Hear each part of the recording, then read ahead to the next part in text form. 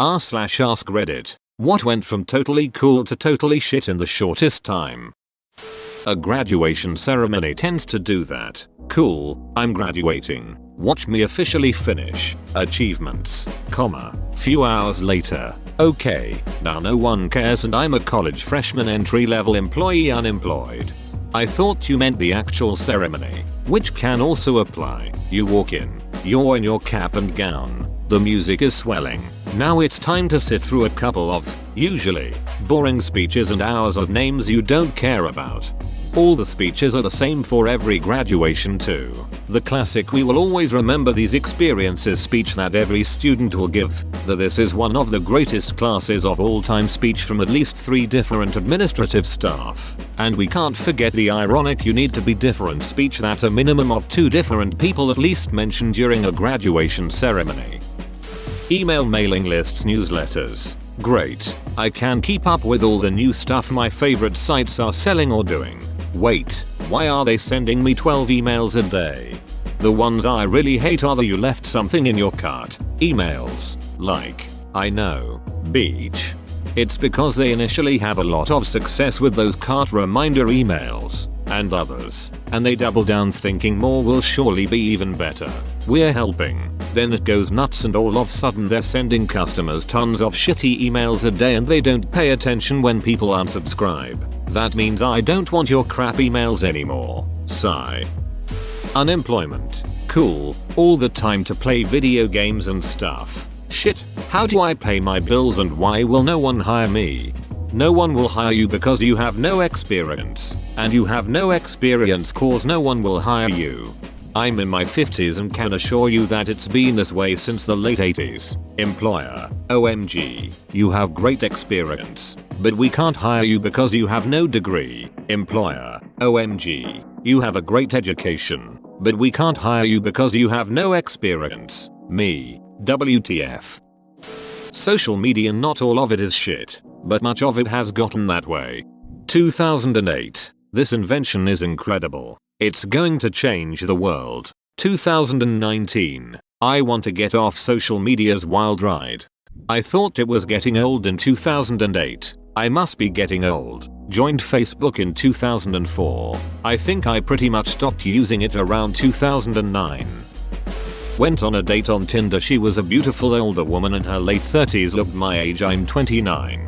Hit it off great. We had a beer together and she asked if I wanted to step out to the patio for some air. It was a very nice day. As we walk out she sees this other guy at a table and says hi and talks for a few minutes, then comes back over to me. I ask her who was that? She responded, my ex-boyfriend, but don't worry, he's just my coke dealer now. And kept going back to talk to him about getting money or that she would figure out something to cover the coke. Yeah, it was weird at it. We had only been on a date for about 15 minutes when she told me this. It's unusual for a coke user to look 10 years younger than her years. I know, that's why it threw me off even more. Literally, the ice cream that I ate, due to lactose intolerance. Anyone, you have to try this pizza. It's amazing. My lactose intolerant husband. I love pizza. I should eat less pizza. I'm lactose intolerant. My lactose intolerant husband eats pizza. Anyone? Oh. But won't that bother you later? My lactose intolerant husband. Probably. But it'll bother my wife more. Yik Yak was a social media type thing where you could anonymously post stuff that would be visible to people in your area. And people could upvote, downvote. It was fun to use and got pretty popular on my college campus before they ran it into the ground by changing the concept entirely. Lasted maybe 8 months all told. Requiring handles and phone verification was the dumbest idea ever for a platform designed around anonymous posting. It essentially just because a Facebook group for a college town, except it only worked on mobile. Unpopular opinion. I think Yik Yak was doomed from the beginning and nothing the owners did could have saved it. It was awesome at first, but there was always a huge problem lurking in the form of bomb threats, drug deals, defamation lawsuits and so on. It's just not realistic to have a large, completely anonymous user base saying shit the devs can't control but will inevitably be held accountable for. Also, they had to make money off the thing somehow, and it turns out anonymous college kids aren't worth much to advertisers. Google Glass. I think we have different definitions of totally cool. It was totally cool upon release, quickly went to shit. Pokemon Boy, remember that summer it first came out, wandering around the neighborhood and meeting so many neighbors also out finding Pokemon. I walked so much those first few weeks, and took my phone on runs to hatch eggs and stuff. I don't even remember what happened, but suddenly, we all stopped playing it at once. Was it an update? Or it crashed a lot? Can't remember. But within a month, it went from everyone is playing to completely disappeared. I hear it's still around, but it's definitely not what it had been. Closest we've ever come to world peace was that July. No, really, I feel like the whole world was a little brighter in those days. Mini disc players. Or those little cartridge players that would play like 30 seconds of a song, but you had to have all the little cartridges, or Video Now, Juice Box, or any of those useless plastic media products that you wanted as a kid before smartphones came out. I remember when those Clip-It cartridge things came out, and McDonald's had little sample ones in their Happy Meals. Mine was a 15-second clip of Britney Spears' Stronger, and the sound quality was awful. My mom would go to McDonald's on her lunch break and get a Happy Meal and give me the toy if it was cool. Eating too many edibles. OMG yes. You go from I don't feel anything to the world is melting. I need to go to the emergency room in like 5 seconds flat. Yeah, I'm an advocate for cannabis, but the one very unpleasant experience I had involved eating too many edibles. Went from feeling nothing to hug. The faces on the TV look kind of 3D. That's cool to I'm gonna die, I'm gonna die, I'm gonna die. Not fun. That week when Netflix changed its name to Qwikster, this really happened. They were trying to spin off their physical DVD rental side as a separate company called Qwikster. At a time when streaming was included with a subscription, people wanted one low price for both. Oh man. I used to work for Netflix's customer service call center, and I was on the early shift the day that shit show was announced. Now mind you, Netflix prided themselves on having short wait times for callers, at least in those days. IDK how it is now that they've outsourced. The call center was overstaffed on purpose. Usually there were no calls in queue, and at worst it was 2-3 minutes in the afternoon. Managers would start to get antsy if queue got over 3 minutes. We had a 10+ minute queue the moment that press release went out, and 9 out of 10 people were pissed off and wanted to yell at someone. We'd only been told about it 30 minutes beforehand. Needless to say, it was a bad day. I'm gonna go with Skype. Game changer. Bringing video conferencing calling to the consumer world in mass. Then they were bought by Microsoft. Crashed faster than a 737 Max. I work for a giant corporation. All of our office communication, both within each office and between other sites, is Skype based. I think they just started catering to corporations instead of consumers. Skype for Business is just Microsoft Lync with a new coat of Skype paint. They are phasing it out in favor of Teams anyway. Silly bands, and especially fidget spinners, at least to kids. Silly bands were the absolute coolest thing at my elementary school for months. I finally got some as I was a shy girl with no friends who wanted to fit in. I wore them once and a week later nobody was wearing them. I still have those stupid little bands stashed somewhere, and a part of me thinks they're still a little cool. Whenever in like 2012 when everyone was saying every day I'm shuffling. Another one from 2012. Connie 2012. God, I miss 2012 despite how whack it was. Relationships. Holy duck, this person is amazing to holy duck, this person is a ducking a-hole. After 2 years I came to find out that my GF is riddled with crippling anxiety and depression, and she was taught growing up to hide and bottle up emotions. So all this time she was suffering and I had no clue. It's tough to see her flip from happy-go-lucky to can't get out of bed for shit in a second and trying to say do everything I can think to help her the best I can. It's tough, and it's getting tougher. For both of us. For her to handle it and for me to constantly be there. I promised myself I would never give up on her no matter what though, and I'm using that promise to myself and the love I have for her to push myself through so I just don't say duck it and leave.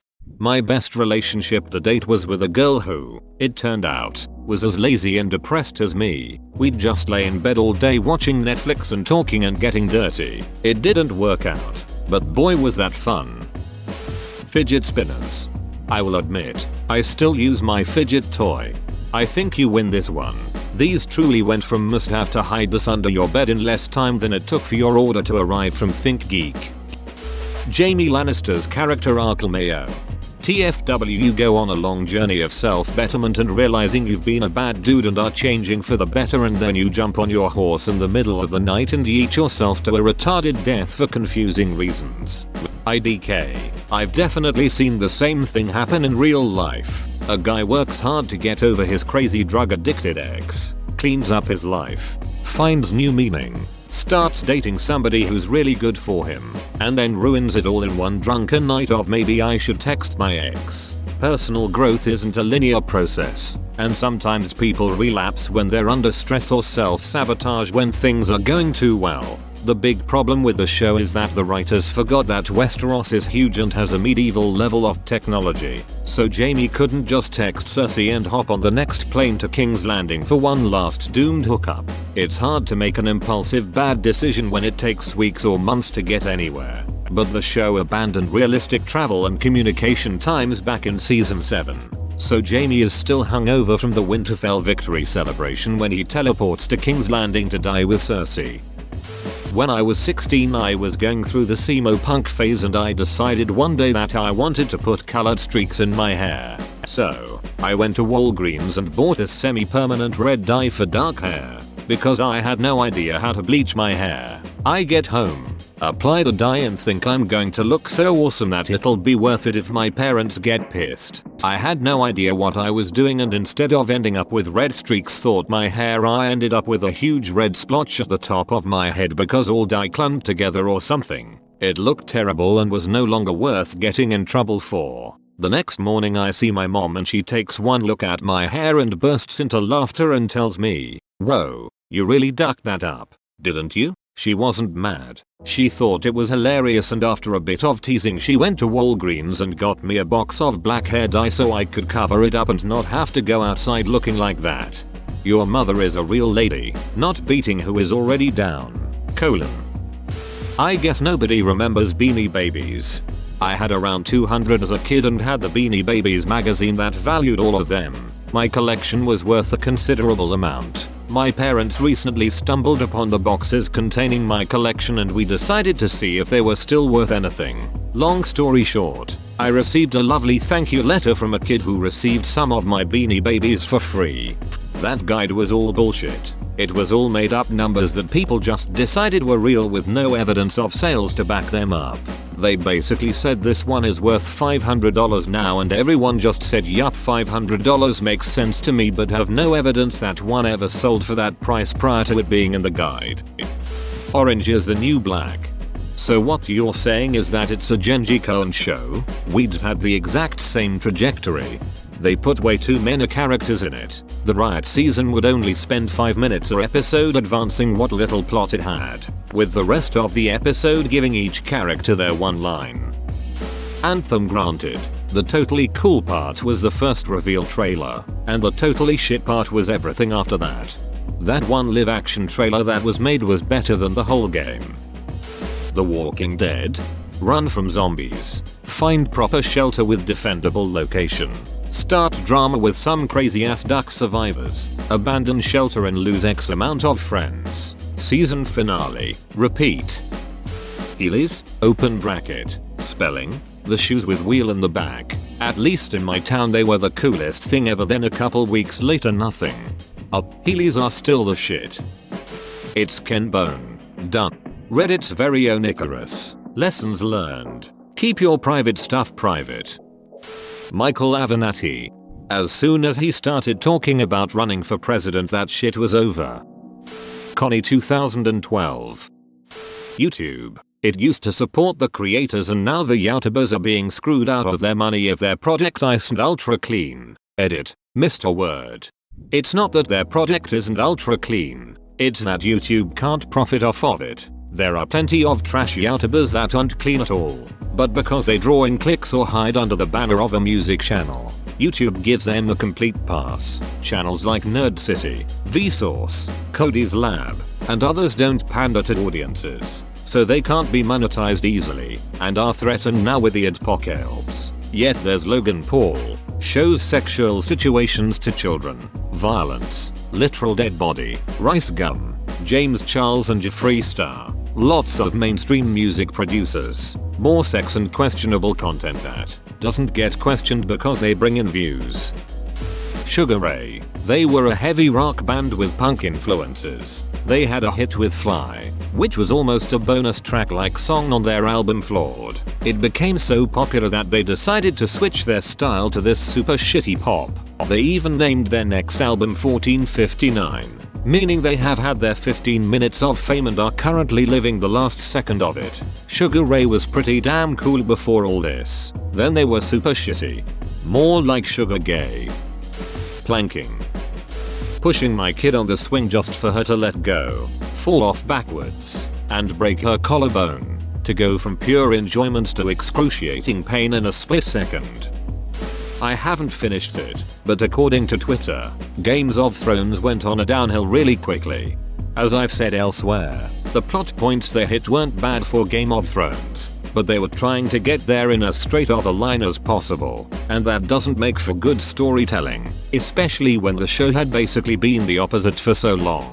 It was, we have X characters and we need to make Y happen without the underlying support for Y. They needed a full season, preferably 2, and maybe even 3, but I don't think that meant to maneuver all the pieces in the direction they wanted in a natural fashion. They did not do that. You literally have 13 episodes between Daenerys leaving Essos and the end of the series. After spending 6 seasons with her in Essos, I think that's about the most illustrative you can be about how rushed this whole thing was. The conclusion wasn't bad necessarily, it was just so rushed. And that made it feel hollow in certain points. I won't spoil. Come out of left field. Rage Comics. Yes, they had been very popular at one point. Firafest. I bet everyone on that first plane and had that feeling hit them real quick. Season 8 of GOT. Gotta go with Kevin Spacey. From a respected, acclaimed actor to a predator faster than you can scream number. Fidget cubes. I was so stoked to get one off of Kickstarter, but it didn't live up to the hype. Many of the features are sticky, and it's too clicky to use in an office. Hoverboards. Everyone had them. Then they started exploding. Bethesda. Back in 2011 to 2012, Skyrim was the greatest game on the planet. The entire reason some of us were even alive. Pretty much overnight, Bethesda turned into just another AAA shitshow trying to milk gamers for every dime they can get. Segways. The marketing hype was phenomenal.